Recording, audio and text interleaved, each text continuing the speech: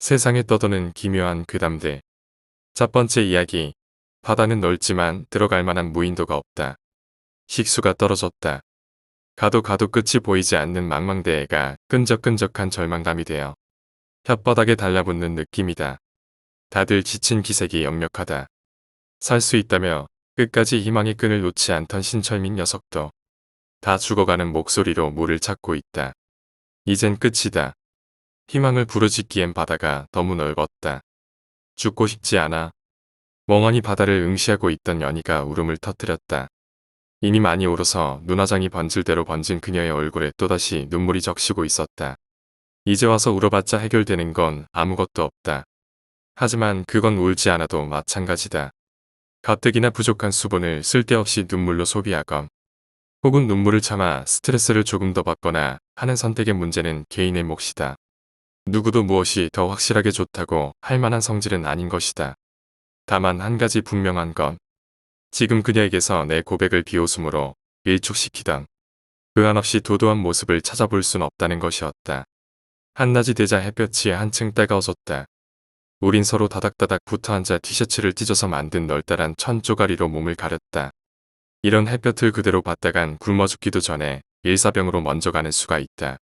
며칠째 비가 오지 않아 물을 마시지 못한 우리의 입에선 역겨운 탄내가 났지만 누구도 불평을 하지 않았다. 천막을 만드느라 여자들은 겨우 브래지어만 걸치고 있었는데 이젠 그걸 보고도 아무런 느낌도 들지 않는다. 나 사실 고백할 게 있어. 뜬금없이 종수가 입을 열었다. 지금 이 상황에서 고백이라니 나도 모르게 피시의 컷웃음이 나왔다. 언제 침몰할지 알 수 없는 이 작은 구명보트 위에서 진실 게임이라도 할 생각인가. 저 찐따 새끼가. 우리 이렇게 된 거 다 내 탓이야. 내가 그랬다고. 니들이 자꾸 나 따돌리니까 저 탓이래서. 그 순간 구명보트가 위아래로 심하게 요동쳤다. 이성을 잃은 철민이 괴성을 지르며 종수에게 달려들었다. 어디서 그런 힘이 나는지. 그는 무지막지한 주먹질로 종수의 얼굴을 인정사정 없이 구타하기 시작했다. 아무도 말리는 사람은 없었다. 아니, 어쩌면 우리 모두가 동시에 같은 생각을 했고 철민의 행동이 조금 더 빨랐을 뿐인지도 모른다. 목말라. 물 먹고 싶어. 간신히 찾아들었던 연희의 눈에서 또다시 눈물이 흘러내렸다. 나도 목이 마르다. 가능하다면 그녀가 흘리고 있는 눈물을 하다 마시고 싶을 정도로 말이다. 물을 마시지 못한다는 게 이토록 고통스러운 일인 줄은 미처 알지 못했다. 정말 물을 마시고 싶다. 꿀꺽꿀꺽 들릴 듯 말 듯한 작은 소리. 이를테면 어떤 액체가 목구멍으로 넘어갈 때 나는 소리랄까. 난 흠칫하며 본능적으로 주변을 두리번거렸다. 여전히 훌쩍이고 있는 연희. 이젠 아예 브래지어도 벗어던진 경진. 칼진에서 오버히트를 하고 있는 형석. 죽은 듯이 쓰러져 있는 종수와 그의 목덜미에 얼굴을 파묻고 있는 철민까지. 물을 마시고 있는 사람은 없었다. 하지만 꿀꺽꿀꺽. 하지만 피를 마시고 있는 사람은 있었다. 철민이 종수의 목덜미를 물어뜯어낸 후 그의 피를 마시고 있었다. 솜씨 좋게 경동맥을 끊었는지 피는 마르지 않는 샘처럼 굉장한 압력으로 끊임없이 뿜어져 나왔다. 개걸스럽게 종수의 목을 쭉쭉 빨아대고 있는 철민을 보며 난 본능적으로 그들에게 다가갔다. 나도 줘. 난 비키지 않으려는 철민을 우악스럽게 잡아 떼어낸 후 종민의 목에 이빨을 꽂았다. 역한 피비린내가 후각을 마비시킬 정도였지만 난 마치 그것이 생명수라도 되는 양 처절하게 열심히 받아 마셨다. 나 다음엔 연희가 마셨고 그 다음엔 경진이 마셨다. 형석은 피를 마시고 싶어 했지만 멀미가 심해서 한 모금 마시고는 모두 토해버렸다. 이제 우린 스스로 인간이기를 포기했다. 며칠 동안은 종수의 시체로 연명할 수 있었지만 그것도 잠시였다. 부패가 시작된 그의 시체를 먹은 형석이 식중독으로 혼수 상태에 빠지면서 우린 종수의 시체를 바다에 버렸다. 하늘에 먹구름이 드리워지고 있었다. 그토록 바라던 비가 내릴 모양이었다. 다들 꽉 잡아.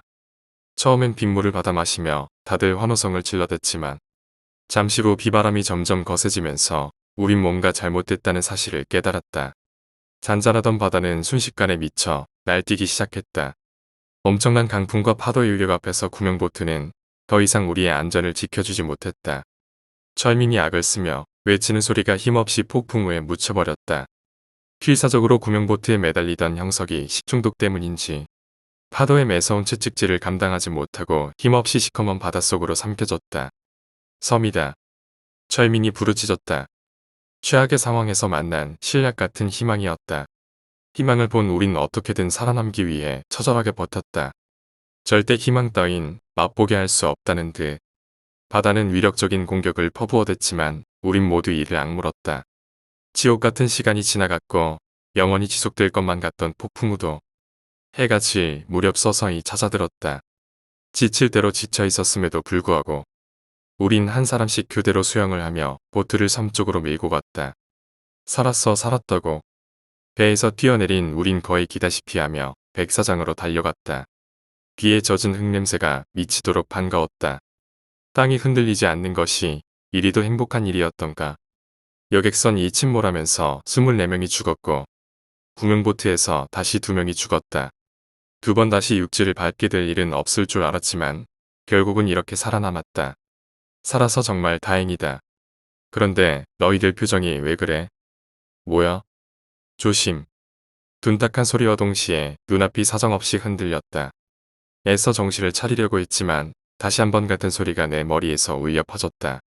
가물가물해지는 의식을 애써 다잡으며 힘겹게 고개를 돌린 나. 괴상하게 생긴 뭉둥이와 그것을 손에 들고 있는 흉측한 몰골의 원주민들을 볼 수 있었다. 흐릿해지는 의식 너머로 다시 한번 빡 소리가 들렸다. 비가 내리고 있었다. 미리 구해놓은 장작으로 철민이 솜씨 좋게 불을 피웠다. 잠시 후 장작이 활활 타오르기 시작했고 한기가 느껴지던 동굴 안에 금세 온기가 돌았다. 연희에게 불을 꺼뜨리지 말라고 당부한 철민은 식량을 구하기 위해 동굴을 나섰다. 이 섬에 표류한 지 13일째. 그들은 스스로 살아가는 법을 터득해 갔다. 첫날 원주민의 습격으로 머리를 심하게 얻어맞은 난 간신히 죽을 고비를 넘겼다. 그러나 아직은 안정이 필요한 상태였기에 생존에 필요한 모든 것을 친구들에게 의지해야 했다. 좀 괜찮아? 많이 좋아졌어. 미안해, 나 때문에. 만약 친구들이 내게서 회복의 가능성을 발견하지 못한다면 그들은 주저없이 날 버릴 것이다. 괴물 같은 원주민들이 득실거리는 이상한 섬에서 밥이나 축내는 식물인간 따윈 방해만 될 뿐이니까. 난 시간이 갈수록 점점 더 초조했다. 억지로 몸을 일으켜 보려 했지만 그때마다 마치 청룡열차를 탄 것처럼 심한 어지러움증이 몰려들어 번번이 쓰러지곤 했다. 서는 것은커녕 지금으로선 제대로 앉아있지도 못하는 상태였다. 경진이는 어떻게 됐을까? 무사할 거야. 연희의 말에 애써 담담하게 대답을 하면서도 난 경진이가 무사할 거란 생각은 하지 않았다. 며칠 전 철민이 식량을 구하러 간 사이에 자신은 식수를 구해오겠다며 동굴을 나선 그녀는 그 후로 돌아오지 않고 있다. 아마 앞으로도 그녀는 돌아오지 않을 것이다. 이 섬에 존재하는 원주민들은 생김새의 끔찍함은 차치하고서라도 그 포악함이 이루 말할 수 없을 정도였다. 철민의 말에 의하면 그들은 식인 습성까지 있다고 한다. 어쩌면 경진은 이미 원주민들의 한 끼 식사거리로 전락해버렸을지도 모를 일이다. 그런 놈들이 있다는 건 배운 적도 들어본 적도 없어. 맞아. 너무 끔찍하게 생겼어. 연희는 몸서리를 치며 내 말에 맞장구를 쳤다. 불과 한 달 전까지만 해도 상상할 수 없는 일이었다. 모 벤처기업 사장의 딸인 그녀는 싸늘하리만치 도도하고 제멋대로인 성격으로 학교에서도 정평이 나 있었다. 그러나 얼굴이 상당히 예뻤기 때문에 그녀가 아무리 싸가지 없이 행동하더라도 그녀의 주변엔 늘 남자들이 끊이지 않았다. 나도 한때는 그녀의 미모에 혹해서 고백을 할 정도였으니 말해 뭐하겠는가. 한 달 전 그녀의 모습과 지금을 비교해 본다면 정말 믿기지 않을 정도로 달라져 있었다. 그래도 생존을 위해 적응을 하고 있는 것이다. 불 꺼. 그 순간 가쁜 숨을 몰아쉬며 철민이 동굴로 뛰어들어왔다. 그는 들어오자마자 장작을 발로 차며 불을 끄기 위해 소란을 피웠다. 영문을 알 리 없는 연희와 난 그저 그의 행동을 의아하게 바라볼 뿐이었다. 잠시 후 동굴 밖에서 그르릉거리는 소리가 들려왔다. 어디서 많이 들어본 소리라고 생각하던 난 곧 심장이 덜컥 내려앉는 느낌을 받았다. 지금 동굴 밖에 원주민들이 와 있는 것이다. 흉폭한 괴성을 내지르며 발광하던 원주민들은 한참을 동굴 밖에서 서성이다가 이내 그르릉거리는 소리를 내며 멀어져 갔다. 그들이 가고 나서도 한참을 숨죽여 있던 우린 안전하다는 확신이 들고 나서야 안도의 한숨을 내쉬며 한껏 긴장했던 마음을 추스렀다. 연희가 하하 소리를 내며 바닥에 탈썩 주저앉으며 말했다. 어떻게 된 거야? 그러나 철민에게선 아무런 대답도 없었다. 동굴 바닥에 쓰러진 그의 주변으로 붉은 피가 흥건하게 고여 있었다. 연희가 힘겹게 몸을 일으켜 후들거리는 다리로 철민에게 다가갔다. 창백한 안색의 철민은 마치 죽은 듯 아무런 미동도 하지 않았다. 소리 없이 흐느끼며 그녀가 철민의 가슴에 귀를 가져다 대었다. 심장 소리가 너무 작아 어떡해? 그가 의식불명 상태에 빠지면서 상황은 점점 더 나빠지기 시작했다. 식량과 땔감을 담당하던 그의 일을 모두 연희가 맡아서 해나갔지만 여자의 몸으로는 한계가 있었다.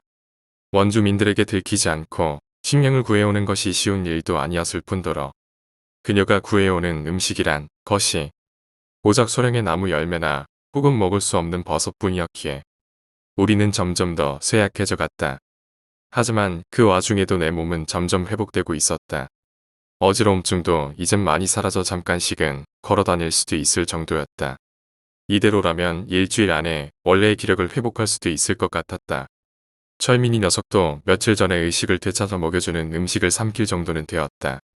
몸이 회복되는 대로 원주민들과 대적할 만한 방법을 찾아야겠다. 그 흉폭한 녀석들과 공존할 수 있는 방법은 아무래도 없어 보인다. 날벌레가 왜 이렇게 많지? 땔감을 구해온 연희가 손사래를 치며 말했다.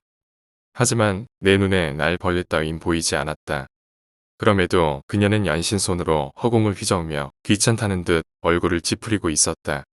그날 밤새 고열에 시달리던 그녀는 눈이 멀어버렸다. 식량을 구하러 갔다가 너무 배가 고파서 캐먹은 버섯이 잘못된 모양이다. 한서가 나 안 버릴 거지? 그렇지. 연희는 그날 이후로 매일같이 나에게 확답을 받아내야 안심을 하곤 했다. 눈이 멀어버린 자신을 내가 버리기라도 할까봐 전전긍긍하는 그녀의 모습에 난 깊은 연민을 느꼈다. 의식을 되찾긴 했지만 철민의 상처는 절망적이었다. 아무런 응급 조치도 받지 못해 썩어 들어가는 그의 배는 이제 끔찍할 정도였다. 고기 냄새 고기지? 고기 맞지? 연희가 오랜만에 들뜬 목소리로 말했다. 그녀의 밝은 목소리를 듣자 나도 기분이 덩달아 좋아지는 느낌이었다. 정말 고기는 오랜만이다. 난 불을 피우고 석판을 깨끗이 씻은 후 그 위에 고기를 굽기 시작했다. 정말로 고기는 오랜만이다. 아작아작, 오도독. 맛있어. 너무너무. 많이 먹어 연희야. 고기는 많아. 응, 근데 철민이는 어디 갔어? 우적우적, 쩝쩝. 섬은 내가 알지 못하는 이를테면 전문적인 지식을 필요로 하는 것을 나에게 종종 요구하곤 했다. 그것은 연희의 눈을 멀게 한 독버섯이거나 온몸에 원인 불명의 발진을 일으키는 달콤한 나무 열매, 혹은 먹는 순간 통제불능의 환각을 불러오는 괴상한 벌레를 앞에 두고 벌어지는 일종의 작은 고민이었다. 그러나 내 고민은 그리 오래 가지 않았다. 나에겐 아주 훌륭한 응가가 있다. 연희야 배 많이 고프지? 아니야 난 괜찮아. 이거 먹어봐. 맛있을 거야. 얼른 먹어. 어서. 쥐자는 기색을 내비치던 그녀는 내 끈질긴 권유 혹은 강압에 못 이겨 커다랗고 솜털이 보 송부송하게 난 시커먼 거미를 집어들었다. 머뭇거리던 그녀는 조심스럽게 거미를 입안으로 집어넣었다. 묘한 표정으로 거미를 와작와작 씹어먹는 그녀를 보면서 난 알 수 없는 희열을 느꼈다. 그 변태적 가학행위 속에서 내 은밀한 사정은 몇 번이나 반복되었고 금기를 깰 때마다 밑구멍에서부터 밀려오는 오르가즘에 나는 환호했다. 미안해, 나 때문에. 그런 소리 마. 연희 내가 없다면 나도 버티지 못할 거야. 고마워. 그렇게 말해줘서. 내가 먹이는 동식물의 영양인지는 확신할 수 없지만 시간이 지나면서 연희는 조금씩 변해갔다. 성격도 그렇지만 외형적으로도 이제 본래 그녀의 모습은 거의 찾아볼 수 없을 정도였다. 처음엔 그녀의 뽀얀 피부가 흑갈색으로 바뀌더니 점점 피부에 각질이 생겼고 그 다음엔 얼굴을 비롯한 온몸이 주름투성이가 되어버렸다. 하지만 그녀는 그런 자신의 변화를 전혀 인지하지 못하고 있었다. 한서가 전에 내가 나한테 고백했을 때 기억나? 사실 그때 나 기뻤어. 내가 고백했을 때 그녀는 이렇게 말했다. 너 주제파 그렇게 못하니? 살아남기 위한 그녀의 노력은 처절할 정도였다. 정말 눈 두고는 봐주기 힘들 정도로 안쓰러웠다. 내 비위를 맞추기 위해서 내가 하는 말이라면 뭐든 긍정했고 날 칭찬했으며 그리고 날 사랑한다고 말했다. 하루는 옷을 모두 벗은 채 나에게 안겨왔지만 추물스런 원주민들과 하등 다를 바 없이 변해버린 그녀를 안고 싶은 마음은 추호도 없었다. 처음 보는 벌레군. 귀뚜라미를 닮았지만 그것보다 10배는 더 커 보이는 벌레였다. 잽싸게 도망다니는 녀석을 잡는 것이 쉽지 않았지만 난 귀엽고 주먹 많은 돌멩이로 녀석을 찍어 죽이는데 성공할 수 있었다. 벌레의 뒷다리를 잡아들고 연희가 개걸스럽게 먹는 상상을 하자 벌써부터 아랫도리에 피가 몰리는 것을 느끼며 난 유쾌하게 웃었다. 그르르. 그와 동시에 한동안 듣지 못했던 낯익은 소리가 뒷자를 후벼 팠다. 평온하던 심장이 미친 듯이 뛰기 시작했고 감히 뒤돌아볼 엄두도 되지 못하는 내 뒤로 다시 한번 그르르 하는 소리가 들려왔다. 후들거리는 다리를 애써 진정시키며 난 힘겹게 고개를 돌렸다. 수십 명의 원주민들이 얘의 그 몽둥이를 손에 쥔 채 날 바라보고 있었다. 이젠 끝장이라고 생각하며 난 눈을 감아버렸다. 이제 곧 원주민들의 단단하고 끔찍스러운 몽둥이가 내 머리로 날아들고 그럼 내 머리통은 산산이 부서지겠지. 상상을 하자 식은땀이 흘러내렸다. 한참을 그렇게 서 있던 난 이 정적이 너무 오래 지속된다고 생각했다. 분명 눈을 뜨는 순간을 기다렸다가 눈을 뜨면 주저없이 내 머리통을 후려갈길 것이다. 하지만 눈을 감고 있다가 하마터면 잠이 들 뻔한 난 어쩌면 이 원주민들이 날 죽이는 것을 깜빡한 것은 아닐까? 라는 말도 안 되는 생각을 하기 시작했다. 애초에 죽이려고 했다면 이렇게 오랫동안 날 살려두진 않았을 것이다. 죽을 힘을 다해 최대한 티 안 나게 실눈을 뜨자 어둠이 내리기 시작한 텅 빈 숲속에서 난 혼자 서 있었다. 늦었네. 얼굴이 온통 눈물 자국으로 얼룩진 연희가 말했다. 내가 자신을 버리고 가버렸다는 상상으로 하루 종일 고통에 시달렸을 그녀의 모습이 눈에 선했다. 난 들고 온 귀뚜라미의 10배는 큰 벌레를 그녀에게 던져주었다. 눈이 보이지 않음에도 불구하고 그녀는 본능적으로 벌레를 집어들고 마구마구 뜯어먹기 시작했다. 인간성과 동물적 본능이 공존하고 있는 그녀의 모습을 보고 있자 역겨움이 치밀어 올랐다. 연희야. 쩝쩝응. 넌 참 역겨운 걸레 같은 년이야. 아냐, 아무것도. 멀리서 무슨 소리가 들려왔다. 어쩐지 낯이 익은 익숙한 소리. 한참을 생각한 끝에 난 그것이 백고동 소리와 닮아 있다는 사실을 기억해낼 수 있었다. 연희에게 양해를 구할 새도 없이 난 미친 듯이 동굴을 빠져나와 해안으로 달려갔다. 원주민들에 대한 공포도 그 순간만큼은 머릿속에서 깨끗하게 사라져 버렸다. 살 수 있다. 이 빌어먹을 섬에서 빠져나갈 희망이 생긴 것이다. 멀리서 연희의 울부짖는 포효소리가 들려왔다. 여기에요. 여기. 노을이 지는 해안에서 배 한 척이 다가오고 있었다. 난 미친 듯이 손을 흔들어 댔고 환호성을 질렀다. 갑판 위에 누군가가 날 발견한 듯 손가락으로 날 가리키고 있었다. 이젠 살았다. 그리고 타항 어깨에 타는 듯한 통증이 밀려들었다. 다시 타항 허벅지를 불쏘시개로 찌르는 듯한 고통에 난 무릎을 꿇었다. 멀리서 보이는 갑판 위의 총구에서 하얀 연기가 피어오르고 있었다. 왜? 그리고 타항. 난 흑갈색의 쭈글쭈글해진 내 손을 바라보며 천천히 의식을 잃었다. 에필로그. 내가 날 좋아하지 않아도 상관없어. 난 그냥 단지 내 마음을 너에게 알리고 싶었을 뿐이니까. 부담이 된다면 그냥 멀리서 지켜볼게. 내 마음이 정리될 때까지만 그렇게 하도록 허락해줘. 오랫동안 망설였어. 내가 널 좋아하는 마음이 너에게 상처로 남게 될까봐 두려웠거든. 사랑해. 연희야, 난 널 사랑해. 심장이 미친 듯이 뛰고 있었다. 그녀의 대답을 듣고 싶지 않았다. 거절하면 어쩌지? 난 마치 사형 선고를 받는 죄수의 심정으로 그녀의 입술을 주시했다. 만약 그녀가 날 받아들여 주기만 한다면 내 목숨도 내놓을 수 있을 것 같았다. 그렇게만 된다면 난 아마 세상 최고로 행복한 남자가 될 것이다. 정말이지. 너 주제파 그렇게 못하니? 시간이 멈췄다. 정적이 몰려왔고 연희는 싸늘하게 나가버렸다. 난 금지된 마법으로 되살아난 시체처럼 흐느적거리며 선상으로 나갔다. 그냥 이대로 바다에 뛰어들고 싶은 충동이 밀려들었다. 연희가 말했다. 무슨 생각을 그렇게 해? 아니야, 아무것도. 식수가 떨어졌다. 가도 가도 끝이 보이지 않는 망망대해가 끈적끈적한 절망감이 되어 혓바닥에 달라붙는 느낌이다. 우린 어쩌면 며칠 내로 폭풍우를 만나게 될지 모른다. 그러다가 섬을 발견하고 그곳의 원주민들과 몇 번의 원치 않는 조우를 할 수도 있을 것이다. 모두가 죽고 장님이 된 연희와 난 생각한다. 난 어쩌면 그녀에게 벌레를 먹이면서 쾌감을 느낄지도 모른다. 모든 것은 가정이다. 한 번쯤 그런 상상을 해본다. 바다는 넓다. 그리고 어디선가 날 우릴 기다리고 있을지 모를 섬을 찾아 한 번쯤 두리번거려본다.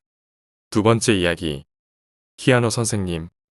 피아노 선생님은 우리 아빠를 좋아했던 것 같아요. 그래서 그런지 수업 중에 계속 아빠 이야기만 계속했어요. 아빠는 무슨 음식을 좋아하시니? 아빠 옷 취향은 뭐야? 아빠는 일 나가셨다. 언제 들어오시니? 나는 그런 선생님의 질문에 이렇게 대답했어요. 선생님 아빠는 우리 엄마를 더 좋아해요. 그러자 선생님은 핏줄이 다 보이도록 얼굴을 찡그리시곤 제게 화내셨어요. 그리고 그날은 피아노를 칠 때마다 혼났어요. 왜 이렇게 못 치는 거니? 너네 엄마는 널 재능이 있다고 여기 보낸 거야? 나온 참 웃겨. 저는 화가 났어요. 왜 우리 엄마 이야기가 나오는지. 저는 피아노 선생님이 싫었어요. 엄마한테 학원을 끊어달라고 몇 번이나 말했는지 몰라요. 엄마는 그때마다 이유를 물었어요. 하지만 대답할 수 없었어요. 싸움이 나는 것이 싫었기 때문이에요.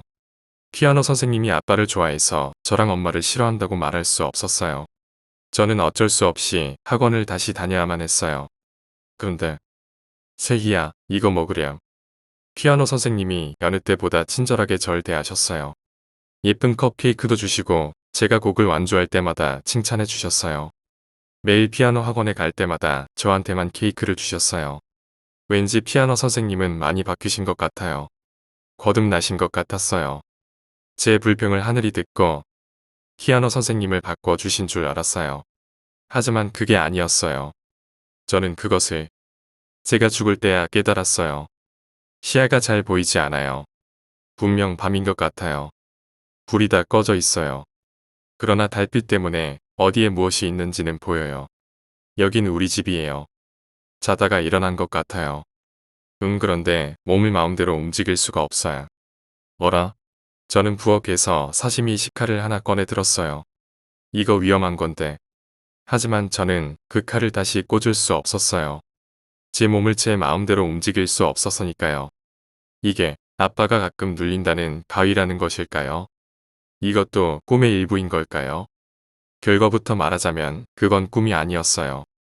현실이었죠. 저는 칼을 들고 엄마 아빠 방으로 들어갔어요. 문을 여니 침대 위에 엄마가 곤히 잠들어 있었어요. 아빠는 없었어요. 오늘은 늦게 들어오시는 날이었어요. 제 발자국 소리예요. 왠지 크게 울렸어요. 심장 소리처럼. 안 돼, 저 혼자 중얼거렸지만 그럴 수 없었어요. 칼을 든 제 손은 이미 엄마 가슴 위에 올라갔어요. 그리고 푸 하고 내리치는 소리가 났고 내 팔은 그 행위를 여러 번 반복했어요. 엄마의 신음소리가 들렸지만 저는 멈출 수 없었어요. 피가 침대에 범벅이 되고 저는 머릿속에서 무언가가 팽하고 지나가는 것이 느껴졌어요. 저는 그대로 쓰러졌어요. 그리고 깨어났을 때 저는 엄마 방이었어요. 침대 위엔 피가 없었고 엄마도 없었어요. 다 꿈인 줄 알았어요. 저는 엄마 방을 나가려고 했어요. 그런데 무언가 투명한 막이 저를 나가지 못하게 했어요. 저는 무의식적으로 바닥을 내려다봤어요. 제가 공중에 둥둥 떠 있어요. 그때 알게 되었죠. 제가 죽은 거려. 라는군요. 퇴학사는 소녀가 말한 모든 것을 소녀의 아버지에게 말했다. 이곳은 세인의 집. 부부방이다. 세이가 엄마를 죽이고 자살한 방이기도 하다. 충격. 9살 딸이 엄마를 살해라는 기사로 세상을 움직인 사건이 일어난 그곳이다. 그럼 세이는 자신의 몸을 조종하지 못했다는 겁니까? 어째서요? 세이의 아빠가 퇴학사에게 묻는다. 세이가 한 말을 잘 들어보십시오. 초반부에 등장한 피아노 선생님이 왜 나온 걸까요? 아빠는 경악했다. 퇴학사가 한 말의 의미를 알아차렸기 때문이다. 그렇다면 키아노 선생이 그렇죠. 분명 매일 먹였다는 케이크엔 마약 성분이 들어가 있었을 겁니다.